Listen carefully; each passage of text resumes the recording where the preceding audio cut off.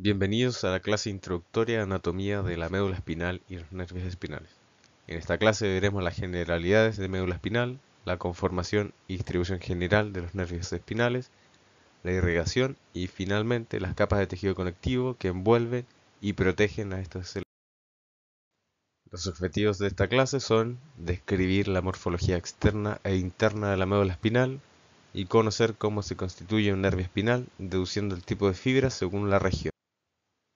De manera general, podemos decir que la médula espinal es un tallo cilíndrico que mide entre 42 a 45 centímetros en el adulto, lo que se traduce en que la médula espinal ocupa cerca de 2/3 del canal vertebral. Presenta dos sitios irregulares ligeramente engrosados, los que se conocen como intumescencia cervical e intumescencia lumbosacra. Estas intumescencias tienen lugar debido a un acúmulo de neuronas que se relacionan con una extensión más amplia de territorio a inervar, los miembros superior e inferior. Su porción más distal se conoce como cono medular.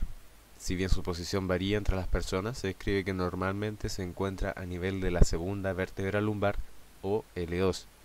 Por lo tanto, si vemos un corte transversal de columna a un nivel vertebral inferior al cono medular, lo que veríamos ocupando el canal vertebral serían los nervios espinales principalmente. La agrupación de ellos se conoce como cola de caballo o cauda equina. En la imagen podemos ver una vista anterior y otra posterior de la totalidad de la médula, limitando superiormente con el tronco del encéfalo y continuándose inferiormente con uno de sus medios de fijación, el filum terminal. En la imagen vemos la vista anterior del tronco del encéfalo. Podemos ver en distinto color sus porciones. En este caso, la médula espinal se encuentra en color amarillo. Diremos por lo tanto que el límite superior de la médula espinal es el tronco del encéfalo, específicamente el bulbo. En esta zona las neuronas motoras decusan o cruzan contralateralmente, por lo que este punto es conocido como la decusación de las pirámides. A continuación describiremos la morfología externa e interna de la médula espinal. La configuración externa, o lo que vemos entre comillas por fuera, es muy útil para determinar la orientación anatómica de la médula espinal. En la imagen de la izquierda vemos un corte transversal de la médula espinal, mientras que al lado derecho vemos una vista anterior y una vista posterior de la médula espinal. Si nos fijamos en el esquema, existe una clara diferencia entre los lados opuestos, anterior y posterior de la médula espinal. En el aspecto anterior, en la línea media, podemos encontrar un reparo anatómico claramente marcado. Tiene algún grado de profundidad y divide, de cierta manera, las mitades derecha e izquierda. Es por esto que se conoce como fisura media anterior, que se prolonga a lo largo de toda la médula. Además, anterolateralmente, podemos apreciar la emergencia de la raíz anterior del nervio espinal. A este sitio se le conoce como surco anterolateral. Por otra parte, en la línea media del aspecto posterior encontramos un reparo anatómico que no es tan claro como el del aspecto anterior. Este se conoce como surco medio posterior. De manera posterolateral, por la emergencia esta vez de la raíz posterior del nervio espinal, encontramos al surco posterolateral, ligeramente más marcado que su contraparte anterior. La configuración externa varía dependiendo del nivel vertebral al que nos encontremos. Esto debido a la aparición de un surco que se encuentra entre el surco medio posterior y el surco posterolateral, el que se conoce como surco intermedio posterior. Este último tiene relación con la división de los fascículos grácil y cuneiforme, los que veremos a continuación. En concreto, estos reparos anatómicos nos ayudarán a dividir la sustancia blanca en tres cordones: los cordones anterior, lateral y posterior.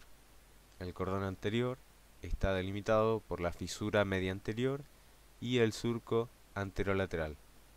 El cordón lateral está delimitado por el surco anterolateral y el surco posterolateral, mientras que el cordón posterior está delimitado por el surco posterolateral y el surco medio posterior.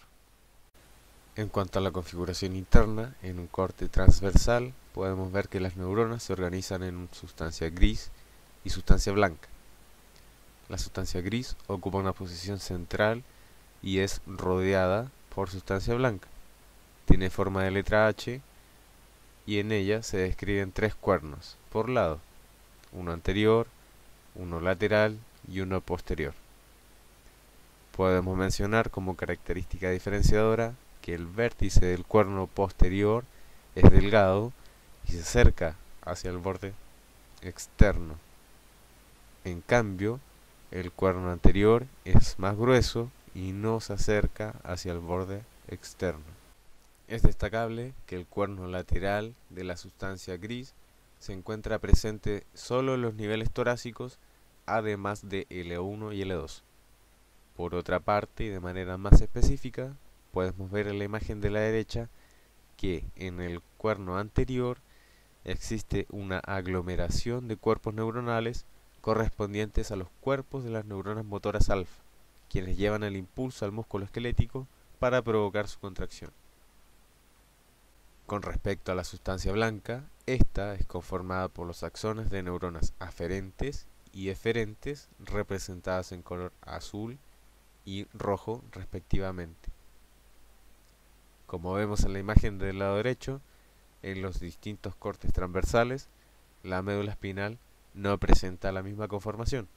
Por ejemplo, si comenzamos a explorar la médula espinal desde su extremo distal, veremos que el cordón posterior está conformado solo por el fascículo grácil, el que va aumentando de tamaño por agregación de axones de neuronas aferentes.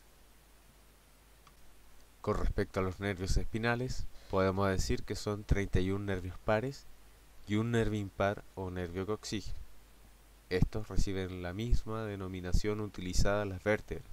Por ejemplo, el segundo nervio torácico será conocido como nervio T2. Podemos observar que los nervios siguen una distribución metamérica, debido al origen del territorio inervado.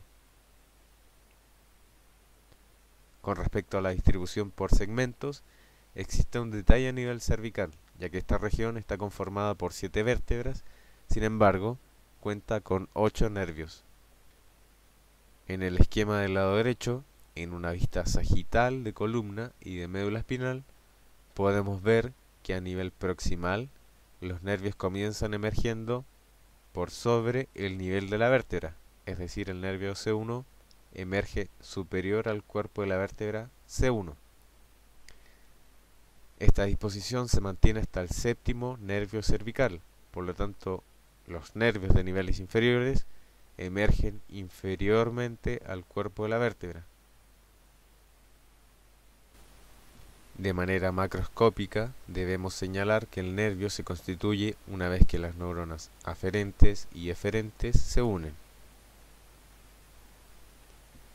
Las neuronas eferentes emergen de la médula espinal a nivel del surco anterolateral. Estas neuronas son unipolares y podemos ubicar el cuerpo en el cuerno anterior de la médula espinal. En cambio, las neuronas aferentes emergen de la médula a nivel del surco posterolateral. Son pseudounipolares y por lo tanto podemos ubicar el cuerpo de esa neurona en el ganglio espinal, fuera de la médula como tal. Al explorar un nervio espinal a nivel de su emergencia en el foramen intervertebral, podemos ver que inmediatamente se divide en dos, un ramo anterior y un ramo posterior. Debemos notar que el ramo posterior se dirige a la región de dorso, mientras que el ramo anterior irá a buscar el territorio de inervación más distal, pudiendo o no formar un plexo. A continuación, veremos qué ocurre con un nervio espinal según el segmento. Lo primero a tener en consideración es que un plexo se conforma por la interacción entre los ramos anteriores de los nervios espinales, conformando una red. Los primeros nervios cervicales, desde C1 a C4, conformarán el plexo cervical, el que se distribuye en la región cervical. Los nervios C5 a T1 conformarán el plexo braquial, el que se distribuye en el miembro superior y en algunos músculos tóraco-apendiculares. A nivel torácico, los ramos anteriores del nervio espinal no conforman plexo, sino que se distribuyen en conjunto con los vasos en el espacio intercostal. Los nervios de L1 a L4 conformarán el plexo lumbar, el que se distribuye en la musculatura anterior de muslo, por dar un ejemplo. Los nervios de L4 a S4 conformarán el plexo sacro, el que se distribuye en gran parte de la musculatura de miembro inferior. El detalle de cada plexo, así como el territorio de inervación, serán vistos en profundidad en las clases posteriores. Con respecto a la vascularización de la médula, en primera instancia podemos decir que recibe su irrigación por las arterias longitudinal anterior, que se ubican en relación a la fisura media anterior, y por dos arterias longitudinales posteriores, que se ubican en relación al surco posterolateral. Estas arterias tienen su origen a partir de la arteria vertebral, a nivel del tronco encéfalo, y descienden en sentido céfalo-caudal. En su trayecto reciben aportes a través de anastomosis con otras arterias que ingresan al canal vertebral en diversos segmentos. Estas arterias se conocen como arterias medulares segmentarias. Por lo tanto, debemos concluir que la irrigación no está dada solo por estas arterias longitudinales, sino que reciben un aporte importante a través de arterias segmentarias. Estas arterias segmentarias tienen su origen, por ejemplo, en la aorta, la que a nivel torácico entrega ramas conocidas como arterias intercostales, las que se dividirán en una rama medular segmentaria, la que irrigará al ganglio, la raíz anterior, la raíz posterior, y se anastomosará con la arteria longitudinal anterior o con alguna de las arterias longitudinales posteriores. El sistema nervioso central, y lo visto en esta clase, la médula espinal, las raíces nerviosas y los vasos sanguíneos, están protegidos por un sistema de 3 capas concéntricas conocidas como meninges. El detalle de esta será visto en una clase siguiente, pero a modo general, estas capas son la pía madre, que es más interna, aracnoides, una capa intermedia, y la dura madre de manera externa. Podemos ver en el esquema que el nervio espinal perfora estas capas y es acompañado por una porción de dura madre que se continúa con el epineuro. En un corte transversal podemos ver que las meninges delimitan algunos espacios dentro del canal vertebral. Estos espacios son el espacio epidural, que se ubica externo a la dura madre, un espacio subdural entre la dura madre y la aracnoides, un espacio subaracnoideo entre la aracnoides y la pía madre. Recordemos que la médula espinal se encuentra aproximadamente a nivel de L2. Sin embargo, podemos ver en una vista postero-anterior que al exponer el canal vertebral se observa un saco de dura madre hasta el nivel de la segunda vértebra sacra, o S2. Desde él emergen algunos nervios y también el filum terminal, esta vez denominado filum terminal dural, el que se fija en el hueso coxis. Por lo tanto, podemos encontrar el cono medular a nivel de L2. Desde él se proyecta la pía madre hasta el coxis. En primera instancia, sin envoltura de dura madre, por lo que se denomina filum terminal pial, el que atraviesa el saco dural a nivel de S2, y a partir de ese punto el filum terminal está envuelto por dura madre, por lo que se denomina filum terminal dural. Con esto concluimos la clase introductoria de médula espinal y nervios espinales. Nos vemos.